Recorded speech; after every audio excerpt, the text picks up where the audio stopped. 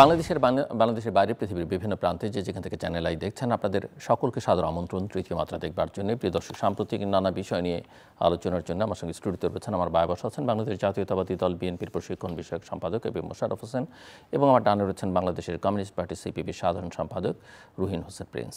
স্বাগত আপনাদের দুজনকে তৃতীয় মাত্রায়। কালকের চিত্র যদি আমরা দেখি, নগর ভবন প্রায় অবরুদ্ধ, সচিবালয়ে বিক্ষোভ, এনবিআর কাজ করছে না, শেয়ার মার্কেটে পরিস্থিতি একেবারেই নৈরাশ্যকর। সব মিলিয়ে যে পরিস্থিতির মধ্য দিয়ে যাচ্ছে এবং নানা জায়গায় নানা ধরনের ধর্মঘট, নানান কর্মসূচি, নানা প্রতিষ্ঠানে, নানা সংস্থায়, আসলে কোন দিকে যাচ্ছে দেশ? ধন্যবাদ আপনাকে, ধন্যবাদ আমার সহ-আলোচক প্রিন্স ভাই সহ চ্যানেলের দর্শক। আসলে মানুষের যে প্রত্যাশা ডক্টর ইউনূসের প্রতি ছিল, যে আন্তর্জাতিক খ্যাতিসম্পন্ন একজন লোক, বাংলাদেশের এই বর্তমান সংকট সমাধানের সবচেয়ে একজন উপযুক্ত লোক হিসেবে সবাই কিন্তু তাকে সেই আস্থাটা রেখে তাকে কিন্তু রাষ্ট্র পরিচালনার দায়িত্ব দিয়েছিলেন। কিন্তু আমরা লক্ষ্য করি যে যেই ভূমিকাটা ডক্টর ইউনূস রেখে বাংলাদেশটাকে এগিয়ে নিয়ে যাওয়া উচিত ছিল, অনেক ক্ষেত্রে উনি কিন্তু সেই সফলতার পরিচয় দিতে পারে নাই। যেমন রাজনৈতিক দলগুলির আস্থা এখন অনেকটা প্রশ্নের সম্মুখীন। আজকে আপনাদের কোনো ব্যবসা বাণিজ্য, আইন শৃঙ্খলা, এই আপনি যে কথাগুলি বলেছেন, অর্থাৎ মানুষের প্রত্যাশাটা পূরণ না করার কারণে মানুষের মধ্যে কিন্তু নানা ক্ষোভ জন্মাচ্ছে, যার বহিঃপ্রকাশ কিন্তু ইতিমধ্যে ঘটেছে। যে আপনি দেখেন, একসময় আমরা বলতাম যে আওয়ামী লীগের আমলে লুটেরার দল, শেয়ার মার্কেট লুট করার জন্য দরবেশ সালমান রহমানদের মতো লোক আছে। এখন তো আর সালমান রহমান নাই, তাহলে এখন কেন শেয়ার মার্কেট ধস নামছে? কোনো জবাব কিন্তু আমরা সরকারের কাছ থেকে পাই না। তারপর আপনি দেখেন যে অর্থনীতির চাকাটা যেভাবে সচল হওয়ার কথা ছিল, আমরা সেভাবে কিন্তু আমরা দেখি না। তারপর সিদ্ধান্ত গ্রহণের ক্ষেত্রে এই সরকার মনে হয় কারো আদেশের একটা অপেক্ষায় বসে আছে। যেমন আপনি যে কথাটা বললেন ইঞ্জিনিয়ার ইশরাক হোসেনের ব্যাপারটা, আপনি যদি আইনের শাসনে বিশ্বাস করেন, আপনি যদি সাংবিধানিক শাসনে বিশ্বাস করতে চান, তাহলে আপনি কেন ইশরাক হোসেনকে আপনি শপথ পড়াবেন না? কারণ আদালত তাকে নির্দেশ দিয়েছে বৈধ মেয়র হিসেবে, এবং একটা নির্দিষ্ট সময় দিয়ে দিয়েছে, এই সময়ের মধ্যে গেজেট প্রকাশ করতে হবে। আপনি যদি দেখেন যে এই দিন গেজেট প্রকাশ হয়েছে রাত্র 9টায়, যদি 12টার মধ্যে গেজেটটা প্রকাশিত না হতো, তাহলে আদালত অবমাননার দায়ে কিন্তু নির্বাচন কমিশন অভিযুক্ত হতেন।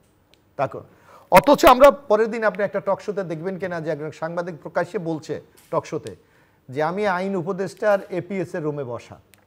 আমি হঠাৎ জিজ্ঞেস করলাম যে ইঞ্জিনিয়ার ইশরাকের শপথ কখন হচ্ছে, আপনারা কী সিদ্ধান্তটা নিলাম? ওখানে এনসিপি নাগরিক কমিটির হান্নান মাসুদ করে এক লোক আছে, উনি বসা। উনি বললেন এটা তো অলরেডি ডিসিশন হয়ে গেছে যে ইঞ্জিনিয়ার ইশরাক শপথ নেবে না, এটা তো আমাদের ডিসিশন।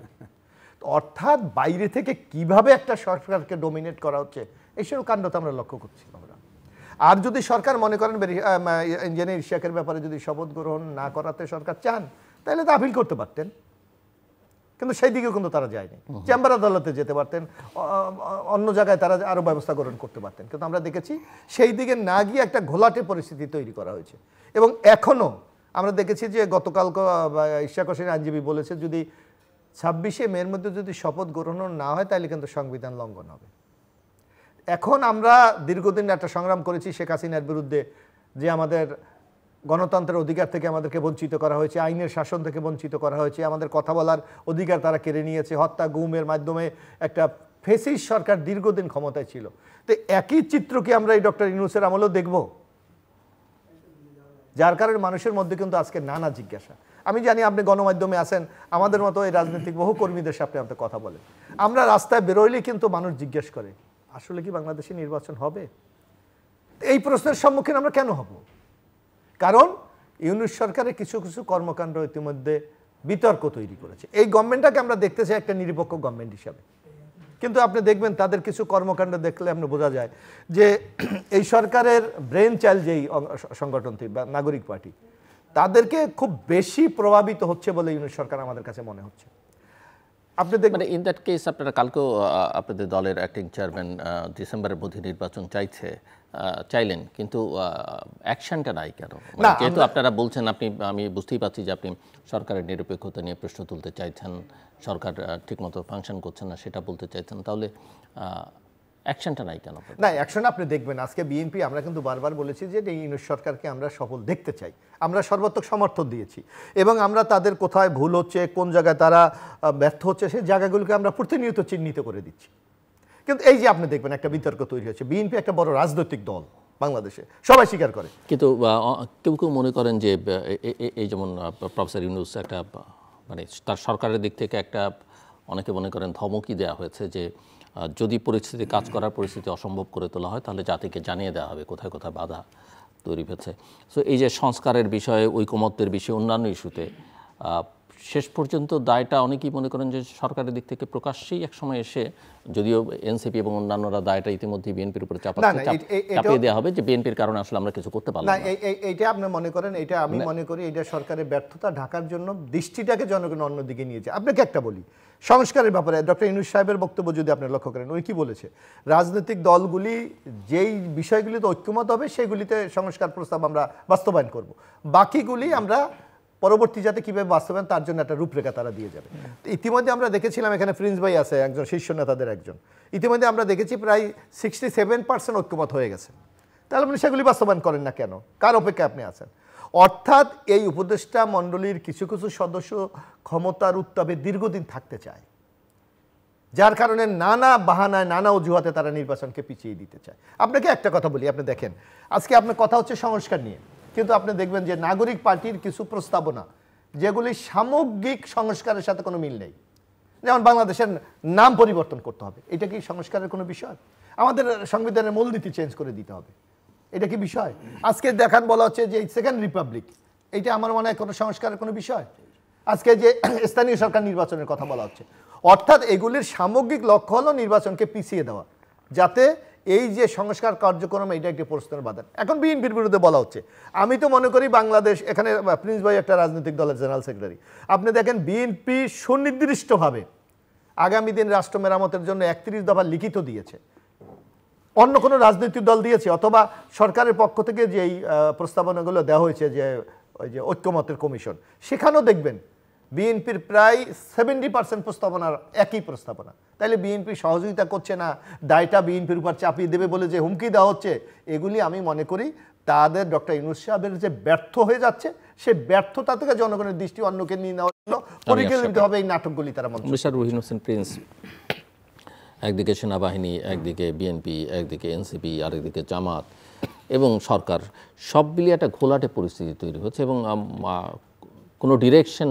আছে বলে এখন আর মনে হচ্ছে না, ডিরেকশনলেস, এবং তার কিছু কিছু লক্ষণ আমরা দেখতে পাচ্ছি। প্রতিষ্ঠানগুলো সব কলাপস করে যাচ্ছে, চারিদিকে অস্থিরতা তৈরি হচ্ছে, নৈরাজ্য একটা আশঙ্কা অনেকের মধ্যে আছে এবং অনেকে মনে করছেন সামনের দিনগুলোতে ভায়োলেন্সে পরিপূর্ণ হবে দেশ। আপনারা কীভাবে দেখছেন কমিউনিস্ট পার্টি বা আপনি নিজে? বামজোট, আচ্ছা, ধন্যবাদ আপনাকে। আমি বিশিষ্ট আলোচক মোশাররফ ভাইকে ধন্যবাদ জানাচ্ছি, যারা শুনছেন তাদেরকে শুভেচ্ছা জানাচ্ছি। আমার মনে হয় আপনি ঠিকই বলেছেন যে এইখানে একটা যে গুমট পরিস্থিতি বিরাজ করছে, মানুষের মনেই নানা ধরনের শঙ্কা জাগছে। সেই জায়গাটা আমরা দেখি যে আপনার একটা যারা দায়িত্ব পালন করছে অন্তর্বর্তীকালীন সরকার, শুরুতে যে ধরনের মানুষের মধ্যে একটা প্রত্যাশা ছিল, সেই প্রত্যাশা দিন দিন ক্ষীণ হয়ে আসছে, এটি একটি বিষয়। আর একটা হচ্ছে আমার বিবেচনায় এখন বিশ্বাস করাটাই যেন একটা বড় সংকটাপন্ন হচ্ছে, কোনো কথাকে বা কোনো কিছুকে বিশ্বাস করা যাচ্ছে না। সুতরাং এইরকম একটা সংকটের মধ্যে কিন্তু আমরা আছি, শুধু ডিরেকশন না, মানে ডিরেকশন যেমন দেখছি না, একই সাথে এই ধরনের একটা বিশ্বাসহীনতার জায়গাটা কিন্তু আমরা চলে আসছি। আমাকে যদি খুব ছোট করে বলতে বলেন, আমি বলছি আমাদের বক্তব্যটা, কারণ অলরেডি আমরা আমাদের দল এবং আমাদের জোটের পক্ষ থেকে বর্তমান সংকট উত্তরণের কথা আমরা পরিষ্কার করে বলেছি। আমি সেই জায়গায় যাওয়ার আগে ছোট করে একটু ছোট ভূমিকা বা বাস্তবতাটা বলি। দেখেন, দীর্ঘ আমরা জানি যে কোন ধরনের শাসনের অধীনে আমরা ছিলাম, যার জন্য একটা রক্তক্ষয়ী সংগ্রামের মধ্য দিয়ে আমাদের গণ অভ্যুত্থান সংগঠিত করতে হয়েছিল। এবং যে সরকারটা আসছিল, তাহলে তো মনে রাখতে হবে যে এটা তো অন্তর্বর্তীকালীন সরকার, এবং মানুষের আকাঙ্ক্ষা কী ছিল। এখানে অনেক মানুষ অনেক আকাঙ্ক্ষা নিয়ে আমরা যুক্ত হয়েছিলাম। একেবারে আমি বোঝার জন্য বলি, ধরুন কমিউনিস্ট পার্টি, আমরা সমাজতন্ত্র চাই, আমরা সেই লক্ষ্যে বিপ্লবী গণতান্ত্রিক পরিবর্তনের কর্মসূচি আছে, মৌলিক পরিবর্তন। এখন আমি যদি মনে করি এখন সেটা শেষ করবো, তা কি হবে? এটা তো হবে না। আমার এই কথাটা একটা গণতন্ত্রের সংগ্রামে আমরা জয়ী হয়েছি, গণতন্ত্রের পথে যাত্রা করব, জনগণের কাছে আমাদের কথা নিয়ে যাব, আমরা ম্যান্ডেট পেলে আগামীতে করব। তো এই সিম্পল ইকুয়েশনটা কেউ যদি না বুঝে, কোনো রাজনৈতিক দল, কোনো গোষ্ঠী, তারা যদি মনে করে একটা সুযোগ পেয়েছে আমি বিশেষ কাজগুলো করব, সেইখানে আমার বিবেচনায় বড় বড় সংকট ঘটে গেছে। এবং যাদেরকে এই অন্তর্বর্তীকালীন সরকারের দায়িত্ব দেওয়া হয়েছে তারাও নিজেরাই এই সংকট পুরোটা তৈরি করেছে। আমরা মনে করি, আমাদের বাম জোটের দিক থেকে সেই কথাটা বলেছি যে এখন যে সংকট, এইটা অন্তর্বর্তীকালীন সরকার তার কাজের মধ্য দিয়েই এই সংকটটা তৈরি করেছে। আমি বেশি দূরেও যদি না যাই, তাহলে দেখেন এই যে নিকট অতীতে যেভাবে রাখাইনে করিডোর দেওয়ার কথাটা বলা হলো, বন্দরকে লিজ দেওয়ার কথাটা বলা হলো, তো প্রথমে তো যুক্তি, কেউ প্রয়োজনের কথা বলতে পারে, কিন্তু বাংলাদেশের অধিকাংশ মানুষ এবং অধিকাংশ চিন্তক মানুষ পরিষ্কার বলেছে এটা অপ্রয়োজনীয়, এটা ক্ষতিকর এবং আমাদের দেশের জন্য এইটাকে একটা বিপদ ডেকে আনতে পারে। আচ্ছা, আমি সেটাও বাদ দিলাম, এই সরকারের কি এখতিয়ারের মধ্যে এটা পড়েই তো না, তাহলে কেন সেই জায়গায় গেল? তাহলে এইটা করেও কিন্তু আপনি সর্বশেষ দেখবেন একটা সংকট তৈরি করলো। আপনার সাথে যখন কথা বলছি, এই যে দুর্নীতি, লুটপাট নিয়ে এত কথা, আমরা জানি যে এত ক্ষোভ, সব আপনি বলেন তো কয়জনের মানে কি বলে মাজায় দড়ি এটা পড়েছে? আমি গলায় দড়িটা বাদ দিলাম, মাজায় দড়ি পড়েছে। শেয়ার বাজারের যে ভয়াবহ খবরাখবর বেরোচ্ছে, বলা হচ্ছে শেয়ার বাজার নাকি লুটপাটকারীদের আড্ডাখানা। তাহলে আড্ডাখানা হলে এই 9-10 মাসে কারা এটাকে রক্ষাকর্তা হয়েছে? তা আপনি তো কোনটা করতে পেরেছেন? তাহলে এই জায়গাগুলো করতে পারলেন না, বরঞ্চ এমন এমন কাজগুলোকে সামনে নিয়ে আসলেন, তাতে মানুষ দেখছে যে শুধু সাময়িক ক্ষতি না, দীর্ঘমেয়াদী একটা সংকটের মধ্যে আমাদেরকে ফেলে দেবে।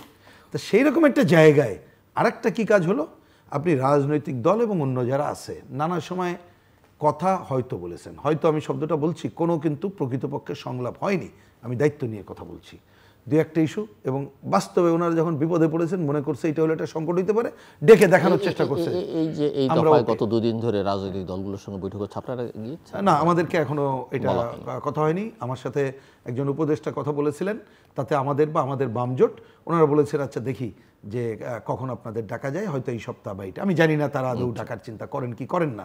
কারণ আমরা তো দেখলাম, এই যে আপনি এই কথা যখন বললেন প্রসঙ্গক্রমে বলি, দেখেন বিএনপি বাস্তব তো আমরা জানি, তাদের সাথে কথা বললো, আমরা পত্রিকায় দেখলাম, কিন্তু হঠাৎ করে দেখলাম যে নতুন দলের সাথে ওই দিনই বৈঠক। কিন্তু আমি তো অন্য দলের সাথে আরও আছে, আমরা ছাড়াও এই যে যারা গণতান্ত্রিক আন্দোলন করি, দল জোট আছি, আমি তো তাদের পরিস্থিতি দেখলাম না। তো যাই হোক, এটা হচ্ছে ওনাদের এই যে ইচ্ছার উপরে নির্ভর করে এবং ওরা যে পিক অ্যান্ড চুজ করে, যার জন্যই কিন্তু নানা ধরনের সংকটগুলো গড়ে তোলে। আচ্ছা, আমি যে কথা বলছিলাম, তাহলে এইখানে দেখা গেল রাজনৈতিক দলকে আস্থায় নেওয়া হলো না, কিন্তু বিশেষ গোষ্ঠী, বিশেষ দল, তাদেরকে আস্থায় নেওয়া হচ্ছে, এটা পরিষ্কার।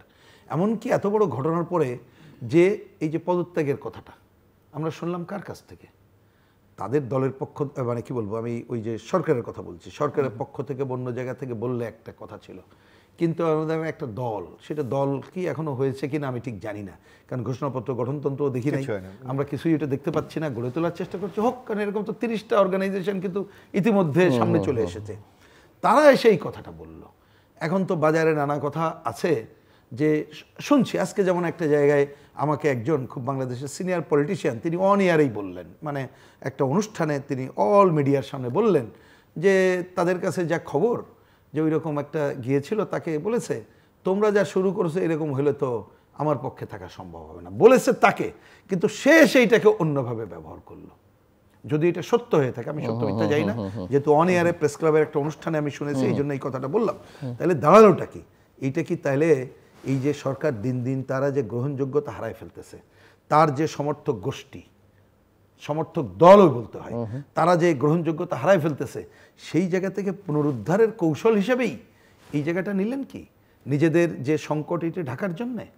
মানুষ কিন্তু কোনো বিশ্বাসযোগ্য কাজটাই করতে পারছে না, যার জন্য আমরা পরিষ্কার বলেছি এই যে সংকট, এই সরকারই তৈরি করা, এই সরকারের সংকট সমাধান করতে হবে। এবং আমরা বলেছি সে এত দরজা ওপেন করেছে যেটা অন্তর্বর্তীকালীন সরকারের কাজ না।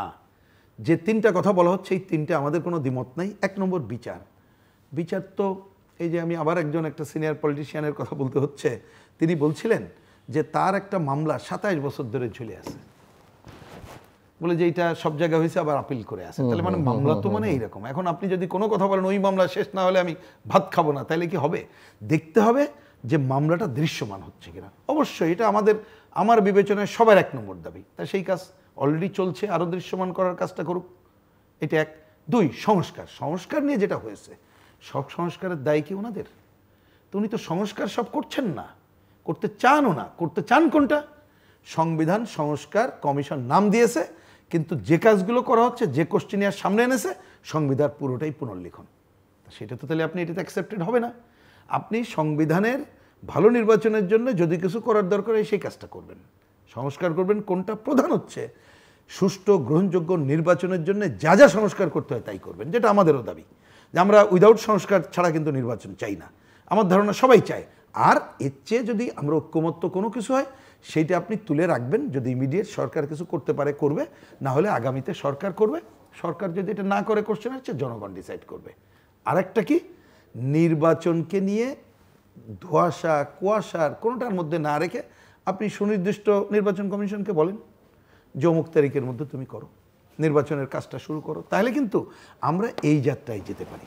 আচ্ছা, এইখানে একটা সময় নিয়ে বলা হচ্ছে, আমার বিবেচনায় আচ্ছা সময়টা দেরি হলে অসুবিধা হতো না যদি দেখা যায় আপনি একটা ভালো কাজ করছেন, আপনার কাজে জনগণের ওই যে কথা বললেন আপনি শুরুতে, যে বিক্ষোভ হচ্ছে না, মানুষ শান্তিতে আছে, কোনো সংকট নেই, শ্রমিকরা গত ঈদে কী বলে মজুরি না পেয়ে যখন বিক্ষোভ করলো, আপনি সরকারের পক্ষ থেকে বললেন ঈদের কয়দিন পরে টাকা দেবো, কিন্তু এইবারের ঈদেও সেই বিক্ষোভ দমাইতে আপনি পারছেন না, কারণটা করতে পারেন নাই।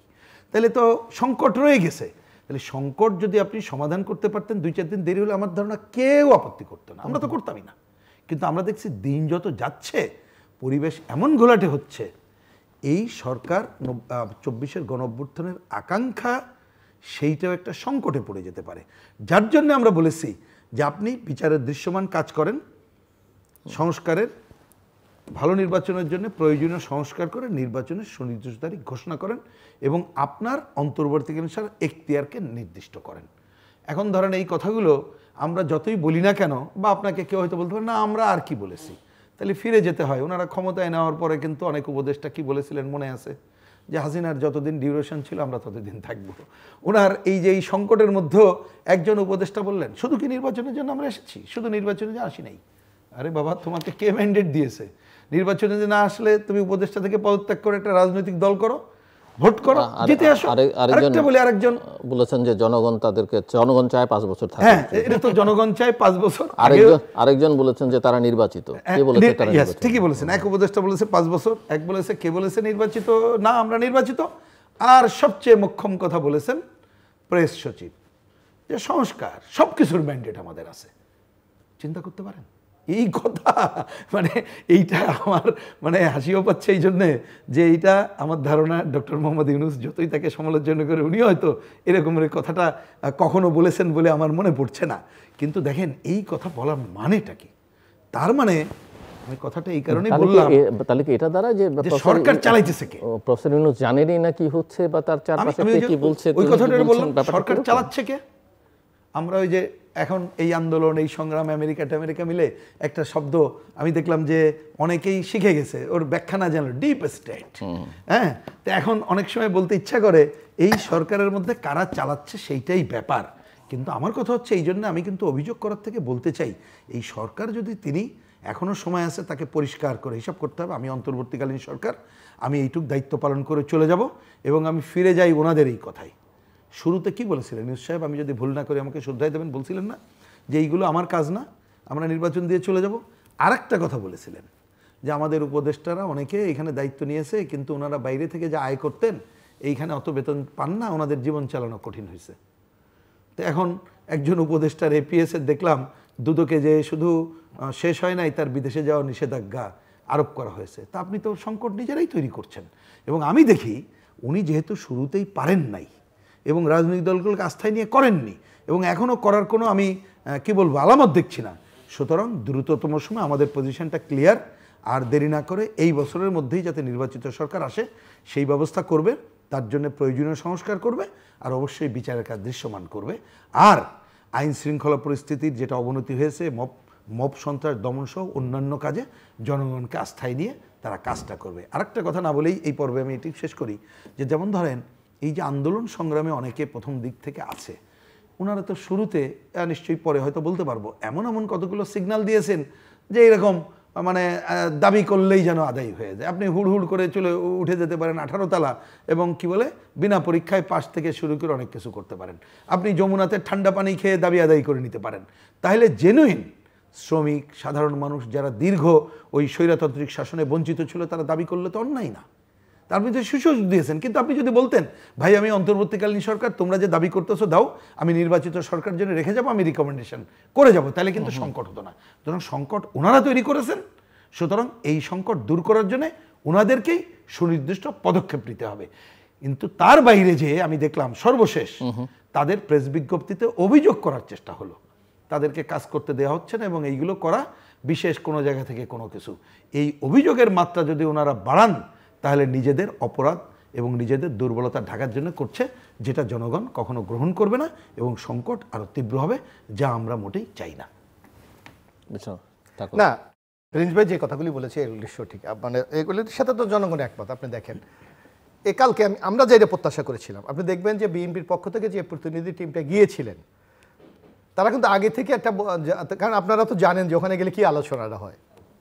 অনেকে বলেছে যে চা খেতে যাই আমরা, বিএনপি কিন্তু লিখিত একটা প্রস্তাবনা নিয়ে গিয়েছে যে আমরা এই পরিবর্তন আমরা চাই, অথচ প্রেস উইংস থেকে যে বিবৃতি দেওয়া হয়েছে, আমার তো মনে হয় যে ইউনূস সাহেব ছিলেন একজন উপদেষ্টা বা দায়িত্বশীল কেউ এই স্টেটমেন্টটা করা উচিত ছিল।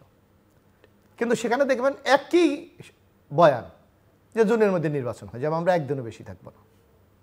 তাহলে এই যে রাজনৈতিক দলগুলির সাথে আলোচনা, এটার অর্থটা কতটুকু? যেখানে প্রিন্স ভাই আমরা তো 2-4 জনের সাথে আলোচনা হয়, এই যে মাননীয় উপপ্রধান উপদেষ্টা এখন পর্যন্ত রাজনৈতিক দলগুলিকে যেই বিষয়গুলি ডেকেছে অনেকটা চা খাওয়ার মতো। আওয়ামী লীগ চলে আসছে ঠেকান, আমাদের বিরুদ্ধে সংখ্যালঘু নির্যাতন হচ্ছে, অপপ্রচার হচ্ছে ঠেকান, আমাদের আগরতলাতে ওই যে হাইকমিশন উপ হাইকমিশন হামলা হয়েছে ঠেকান। এর বাইরে তো রাজনৈতিক দলগুলির সাথে কোনো আলোচনা নাই। তাইলে আপনি যে সংস্কার বলছেন, আপনি এই যে 9 মাসে কতটুকু, আমি জানি না প্রিন্স ভাইরা কেন জানতেন চায় না যে 9 মাসে আমাদের কতটুকু অগ্রগতি হয়েছে, একটু জানান। কারা প্রতিবন্ধকতা তৈরি করতে চায় জানান। এটা তো আমার মনে হয় স্বচ্ছতার খাতিরেই ডক্টর ইউনূসের বলা উচিত। অথচ আমরা দেখি আপনি যে কথাটি বলা হচ্ছে যে মানুষ এখন কি সন্দেহ করে, এখন আমার মনে হয় যদি এনসিপি যদি বলে যে নভেম্বরের মধ্যে নির্বাচন, তাও হয়ে যেতে পারে। আমি জানি না প্রিন্স ভাই একমত হবে, হয়ে যেতে পারে। কারণ ওরা যা চায়, আপনি দেখেন অন্য রাজনৈতিক দলগুলি যমুনা পর্যন্ত যেতে পারে। এই জগন্নাথ বিশ্ববিদ্যালয়ের সাথে কি আচরণটা করা হয়েছে, টিয়ার সেল, সাউন্ড গ্রেনেড, পুলিশের নির্যাতন, আর কেউ কেউ ওখানে গিয়েছে ঠান্ডা পানিতে তাদেরকে আপ্যায়ন করা হয়েছে। অর্থাৎ জনমতে আপনি নিজের নিরপেক্ষতা প্রমাণে যে ব্যর্থ হচ্ছেন, এটা বারবার আপনি বলার চেষ্টা করছেন। আর আমরা বিএনপির পক্ষ থেকে কি বলেছি, আমরা স্পষ্ট ভাষায় কিন্তু বলেছি যে আপনি বলেন আপনি নির্বাচন কখন করতে চান, আপনি একটা শিডিউল দেন। কারণ রাজনৈতিক দলগুলিরও তো কিছু কর্মকাণ্ড আছে, কারণ আগামী একটা নির্বাচন হলে তো আপনার সহজে একটা নির্বাচন করা যায় না। সেখানে সাংগঠনিক কার্যক্রম আছে, একটা দলের প্রস্তুতির ব্যাপার আছে, দলের মেকানিজমের ব্যাপার আছে, নানা কিছু। আপনি বলছেন ডিসেম্বর থেকে জানুয়ারির মধ্যে, অর্থাৎ এই সকলগুলি জনগণকে একটা ধোঁয়াশার মধ্যে রাখার একটা চেষ্টা করছে। এই জায়গা থেকে আমাদের বেরিয়ে আসতে হবে। তারপর আপনি এখন বাংলাদেশে কিন্তু নানা সংকট আছে।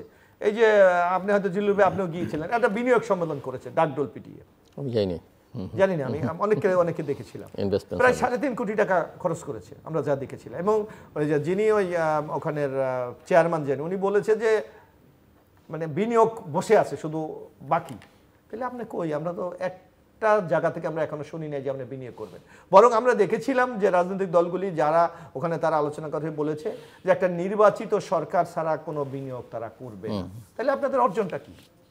বরং আমরা দেখেছি যে বাংলাদেশটাকে আজকে একটা বিপদের মধ্যে ফেলে, এই যে মানবিক করিডোর, কোনো রাজনৈতিক দল কি জানে মানবিক করিডোর বলে?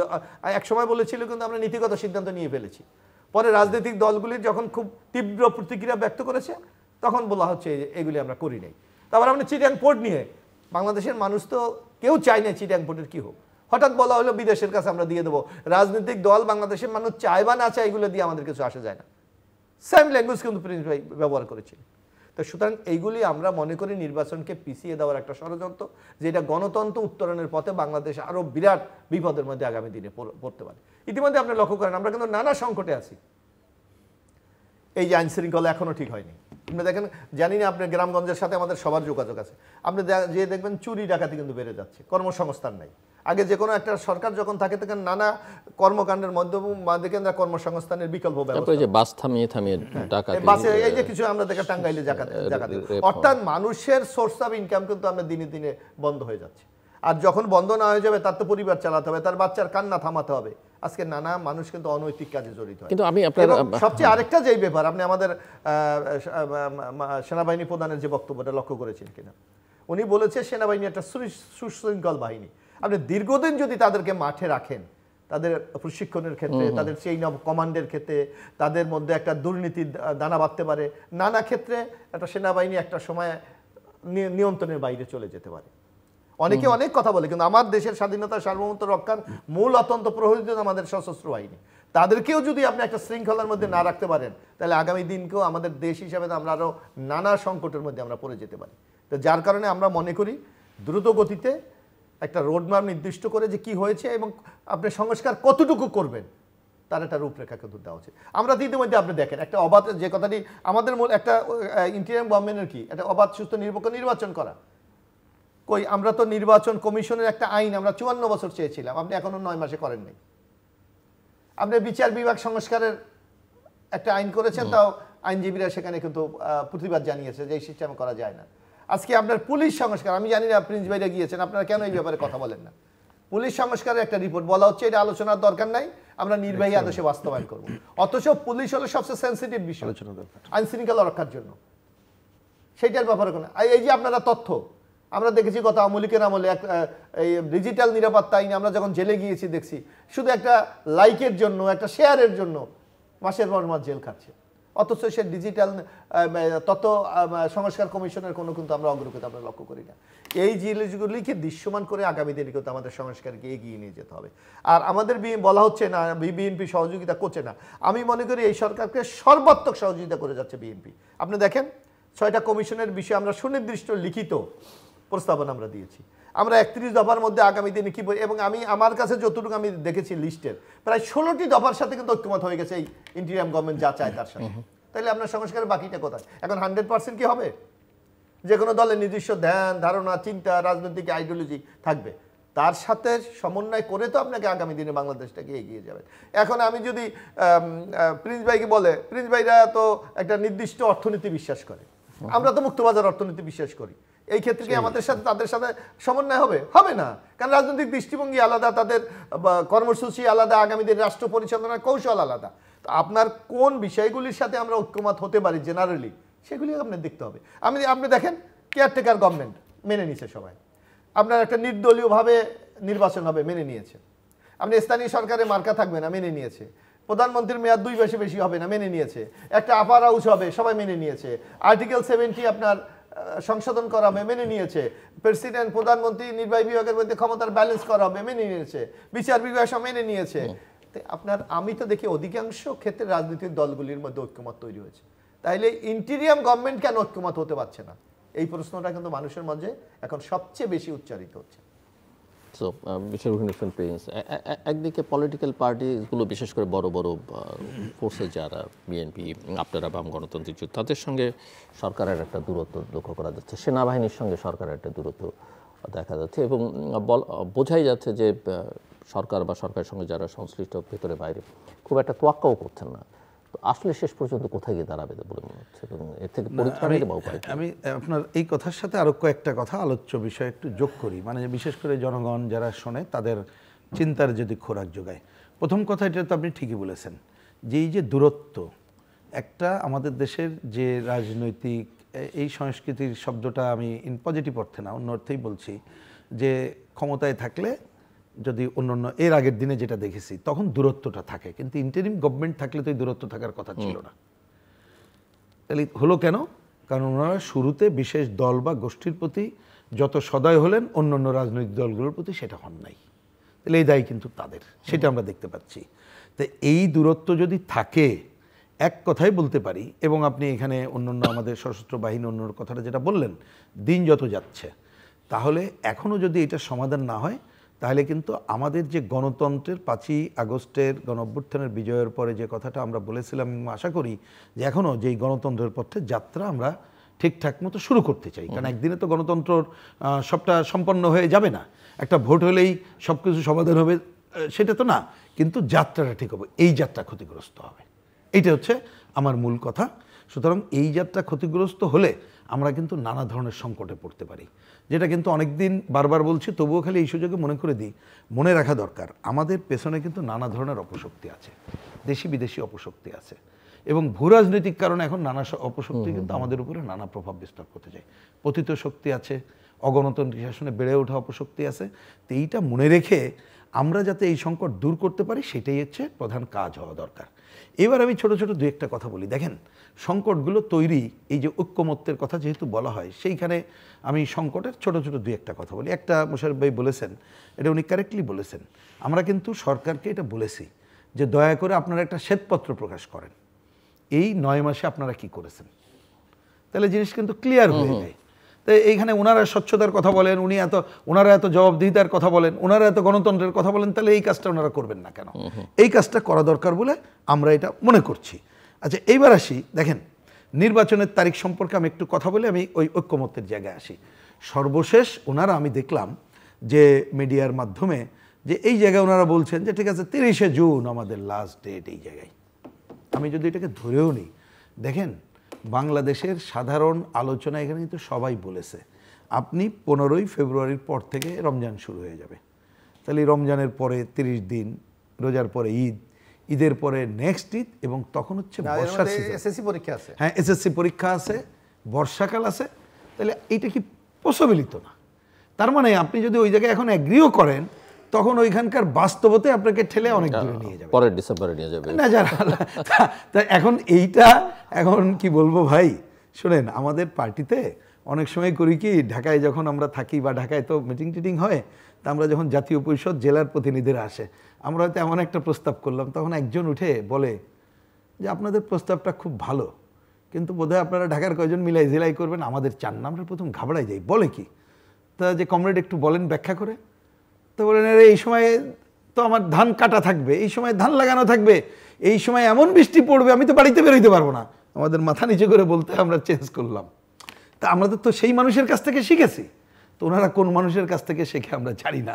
তাহলে এইটাও আমাদের বিবেচনায় খুব কারেক্ট না।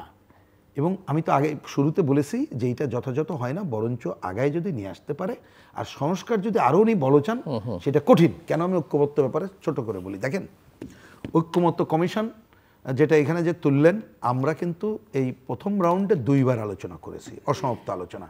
আমরা কিন্তু এটা বলেছি যে আপনারা এখানে স্বাস্থ্য থেকে শুরু করে পুলিশ এবং অনেকগুলো সংস্কার আলোচনা এসেছে, যেটা সরাসরি জনগুরুত্বপূর্ণ বা জনগণের সাথে সম্পর্কিত, এই আলোচনাগুলো আনলে কিন্তু জনগণও মত দিতে পারত। তো আপনারা আনলেন না কেন? ওনারা এনেছে কয়টা আপনি জলিল ভাই জানেন? মাত্র 5টা, কিন্তু 6টা হলো বই দিয়েছে, কিন্তু 5টা স্প্রেডশিট দিয়েছে। এবং আমরা যে ওনাকে কোশ্চেন করেছি, এবং জনগণ হয়তো জানে না, জানা দরকার। স্প্রেডশিটের মধ্যে ওনারা 166টা যেটা প্রচার করছেন, কিন্তু আপনি এই 5টা বড় বই পড়লে সবটা আমরাও পড়তে পারিনি, আমার ধারণা আপনিও পারেননি, পড়া কঠিন। প্রায় আপনি 700-800 প্রশ্ন পাবেন, তার মধ্যে অনেকগুলো কিন্তু পজিটিভও আছে। তা আমরা যখন এখানে যেটা বলেছি ওনাদের সামনে সেই কথা বলি। প্রথমত নির্বাচন ব্যবস্থার সংস্কার যেটা প্রধান দরকার, ওই যে পুস্তিকা রচনা করা হয়েছে তার মধ্যে কিন্তু কিছু পজিটিভ কথা আছে, আবার আমরা মেলে না সেটাও আছে। যেমন টাকার অঙ্ক অতীতে যত ছিল ওনারা বাড়িয়ে দিয়েছেন, আমরা যেখানে টাকার খেলা বন্ধ করতে বলি বাড়িয়ে দিয়েছেন। তাহলে আপনি নির্বাচন করতে গেলে আপনার তো প্রধান লাগবে যে টাকার খেলা বন্ধ করতে হবে, পেশি বন্ধ করতে হবে, ভয়মুক্ত পরিবেশ করতে হবে, প্রশাসনিক কারসাজি থাকবে না, তাই না?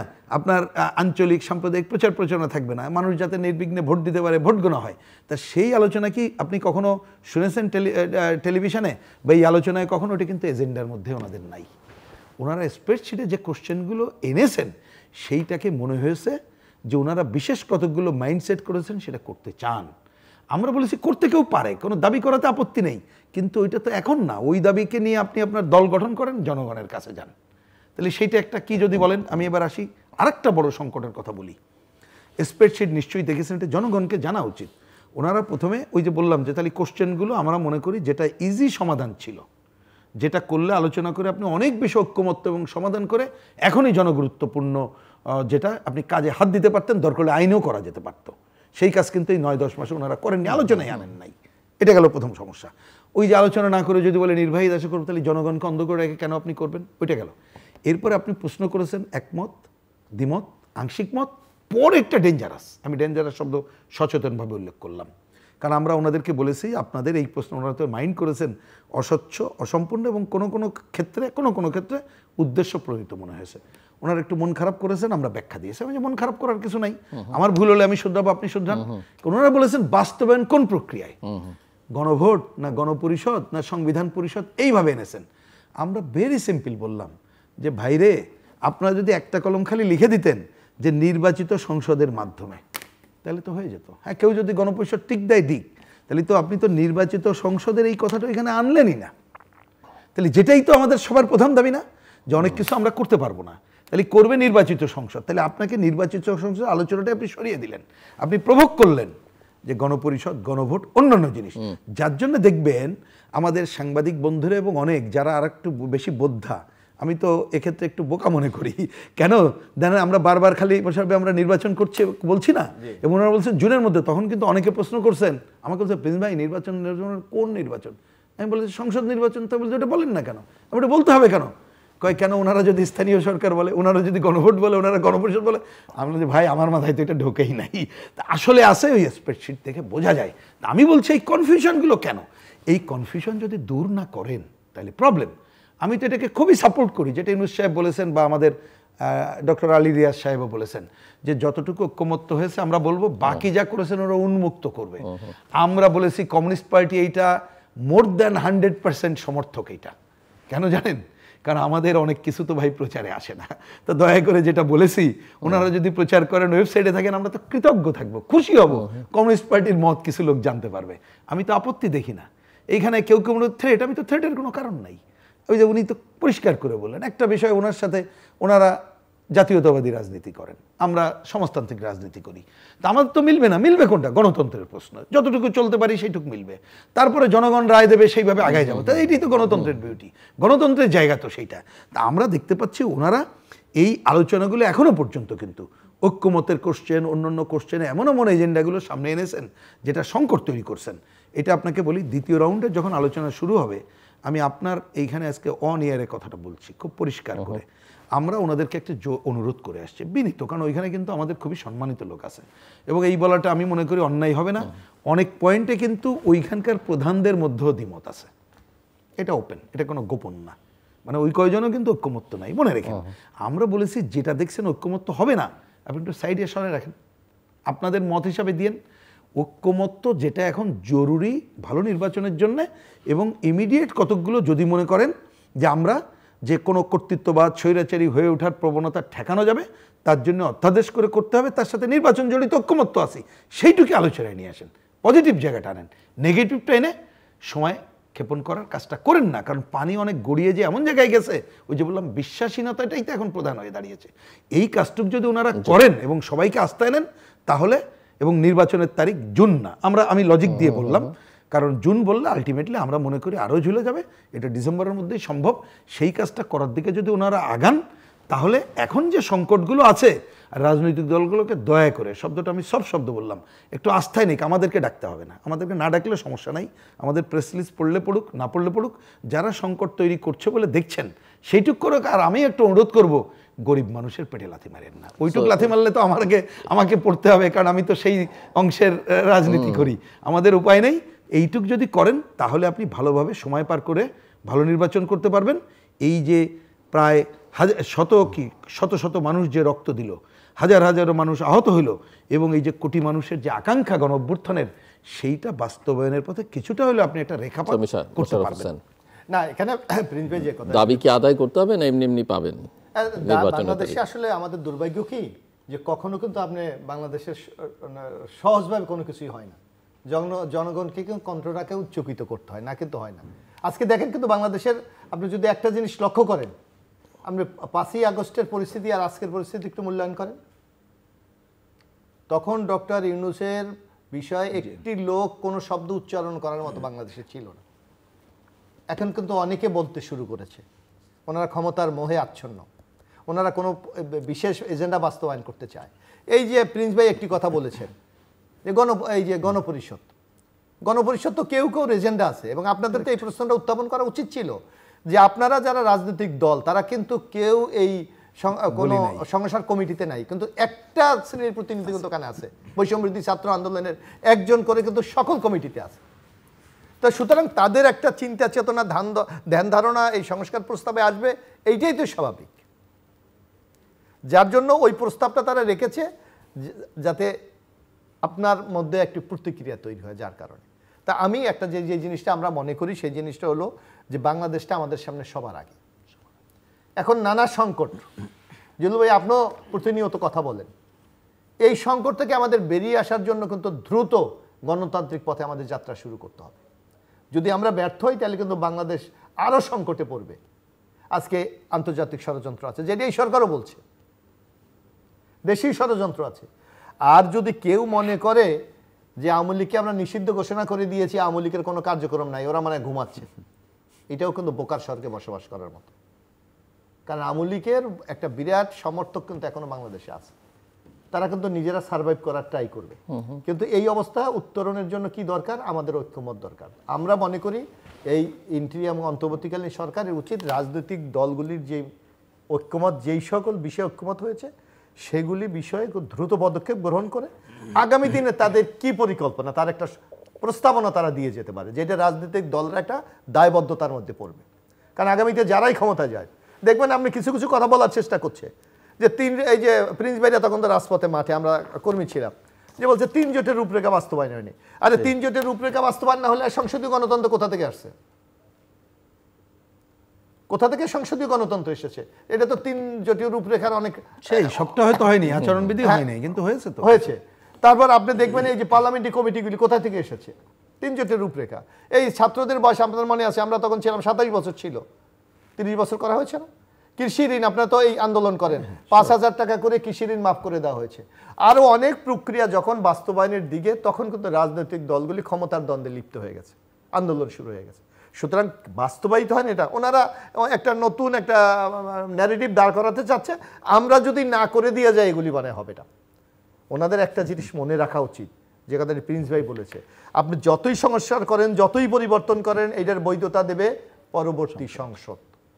সুতরাং রাজনীতির দলগুলির কিন্তু আস্থা ইউনূস সাহেবের রাখতেই হবে। কারণ আমরা প্রায় একটা কথা কিন্তু বলি, জিলুর ভাই আপনিও জানেন যে 111 গভর্নমেন্ট 142টা অর্ডিন্যান্স জারি করেছিল, শেখ হাসিনা গভর্নমেন্ট কিন্তু মাত্র 36টার আইনে পরিণত করেছে, বাকিগুলি হয়নি। যার কারণে এখনো কিন্তু ফখরুদ্দিন ফিরতে পারে না, এখনো কিন্তু মঈনুদ্দিন ফিরতে পারে না। এই অভিজ্ঞতাগুলি কেন তারা ভুলে যায় এটা আমরা জানি না। এগুলি মনে রেখে আগামী দিনের রাজনৈতিক দলগুলিকে সাথে নিয়ে আমার নয় সংস্কার প্রস্তাবটা এগিয়ে নির্বাচনের দিকে দ্রুত এগিয়ে যাওয়া, নয় বাংলাদেশ সংকট কিন্তু দিনে দিনে বাড়বে, এবং এই সংকট মোকাবেলা করার জন্য কেউ মান অভিমানে বলবে আমি থাকবো না, কিন্তু বাংলাদেশের কিন্তু বিরাট ক্ষতি হয়ে যাবে। সেই জিনিসটা কিন্তু আমাদের সবার আগে উপলব্ধি করতে হবে।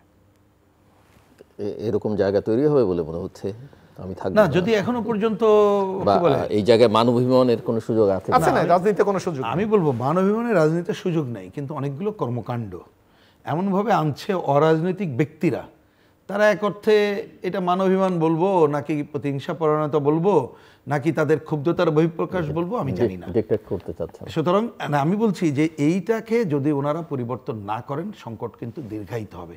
যেমন আমি তো বললাম, যখন এখানে আলোচনার টেবিলে ওনারা ডাকলেন এত সংকটের পরে, ঠিক আছে, কিন্তু যে বিবৃতিটা আসলো আপনি দেখেন, সেই বিবৃতিটা কনফিউজিং, যেটা মোশাররফ ভাই শুরুতেই বললেন, এবং সেইখানে এক ধরনের পাল্টা থ্রেটও করা হচ্ছে।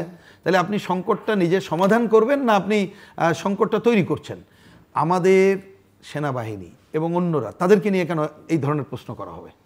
সেইখানে কেন অন্য জায়গা থেকে তাদের কি বলবো, এই শব্দগুলো আমার উচ্চারণ করতেও অপছন্দ, যে সেনাপ্রধান সহ অন্যরা এমন এমন কথা কেন বলা হবে? তাদেরকে কেন ইনভলভ হইতে হবে? তার কেন কথা বলতে হবে? সেই জায়গায় কেন আমরা নিয়ে যাচ্ছি? তাহলে আমরা কার এজেন্ডা বাস্তবায়ন করতে চাই? এই জায়গাগুলো দ্রুততার সাথে আমরা মনে করি একটু ওনারা একা পারবেন আমি মনে করি না, অন্ততপক্ষে রাজনৈতিক দলগুলোকে আস্থায় নিয়ে এই কাজটা যদি করতে দেরি করে তাহলে কিন্তু সংকট আরও ঘনীভূত হবে। কারণ মনে রাখতে হবে যে ভূ রাজনীতির কথাটাই বারবার আমাদেরকে বলতে হচ্ছে, ওই জায়গাটা কিন্তু আমাদের এখানে আছে। সুতরাং আপনি ভূ রাজনৈতিক জায়গা থেকে বিবেচনা করে একটা গণতন্ত্রের উত্তরণের পথে আমাদেরকে কিন্তু এক ধাপ আগানোর কাজটা করতে হবে। এবং এইটা একটু মানুষের কাছে আরেকটাও দেখেন, আমরা আলোচনা সবটা করতে পারছি না, অনেকের কাছে কিন্তু এই ধরনের পারসেপশন তৈরি হচ্ছে যে বোধহয় একটা আমরা মনে করছি যে একটা ভোট হলেই সব ঠিক হয়ে যাবে। এটা তো কারেক্ট না। যেমন আমি আপনাকে বলি যে আমরা পরস্পর যখন রাজনৈতিক দলগুলো আলোচনা করি, আমি একটা পয়েন্ট খালি তুলেই আমি এই পয়েন্ট শেষ করি, যে আমরা যেমন বলছিলাম যে পারস্পরিক রাজনৈতিক দলগুলোকে আগে দেখেন পরস্পর দেখা সাক্ষাৎ হওয়া, কথা বলার এই সংস্কৃতিটা ছিল না, এটা হওয়া দরকার। আমাদেরও কিন্তু অটো যে আমরা কি করতে চাই, আমরা নির্বাচিত হলো কার কার কী করবো, এই আলোচনার মধ্যে তো ঢুকতেই পারছি না। কিন্তু একটা নির্বাচনী পরিবেশ হলেই কিন্তু এত বড় গণঅভ্যুত্থানের মধ্য দিয়ে আসছে, নিশ্চয়ই সব রাজনৈতিক দলের কিছুটা অভিজ্ঞতা হয়েছে, সবাই কিন্তু রিভিজিট করছে। রিভিজিট কেউ না বললে জনগণই কিন্তু তাকে ছুড়ে ফেলতে দেরি করবে না, এটা তো বোঝাই গেল।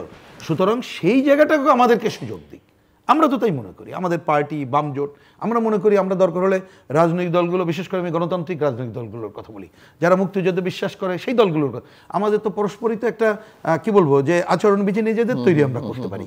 আমরা ভবিষ্যতে জনগণের জন্য কি করব তাই বলবো। কেন একটা রাজনৈতিক দলের নাম ভাঙিয়ে লুটপাট করবে, সেই জায়গায় কি করব, আমরা এই কথাগুলো আনার জায়গাটাকে যদি একটু সামনে আনতে পারি, আমরা এই কাজ করতে পারি। যার জন্যে আমরা কিন্তু এই ঐক্যমত্য কমিশন আলোচনায় আমরা বলেছি, আপনি অন্য কাজগুলো যেটা একমত হচ্ছে না ওইটা একটু দূরে রেখে বরঞ্চ রাজনৈতিক দলগুলো তারা যে একটা আচরণবিধি তারা নিজেরাই অটো করতে পারে কিনা সেই ধরনের আলাপ আলোচনার মধ্য দিয়ে আসেন। কারণ এখানে জোরাজোরির ব্যাপার না, কিন্তু আমরা যদি অটো সবাই মানে সেলফ করি, তাহলে কিন্তু জনগণের কাছে শুধু বিশ্বাসযোগ্যর কথা আমি বলছি না, ওইটা যদি পালন না করি জনগণ কি তখন আমাদের ধরতে পারবে। কারণ গণতন্ত্রের এই উত্তরণের পর্যায়ে শুধু ভোট না, এই জায়গাগুলোতে আসেন আমরা সবাই মিলে ভূমিকা পালন করি, তাহলে বর্তমান সংকট উত্তরণে কিছু ভূমিকা নিতে পারবো। এবং একটা চ্যালেঞ্জ কিন্তু রাজনৈতিক দলের উপর কিন্তু অলরেডি বর্তাচ্ছে, সেটা হলো কি সকল রাজনৈতিক দল কিন্তু আগামী দিনে নিরপেক্ষ সরকারের অধীনে নির্বাচনের শর্তটা মেনে নিয়েছে 100% সুতরাং কোনো যেই দলটি ক্ষমতায় থাকে জন আকাঙ্ক্ষাকে পূরণ করতে না পারে, বাংলাদেশের অতীত ইতিহাসে দেখা গেছে তত্ত্বাবধায়ক সরকারের অধীনে কোনো দল জনগণের প্রত্যাশা পূরণ না করলে কিন্তু পরবর্তীতে ক্ষমতায় যেতে পারে না। সুতরাং রাজনৈতিক দলগুলোকে অবশ্যই জনগণের কল্যাণে কাজ করতে হবে, না কিন্তু তারা নিজেরা টিকে থাকা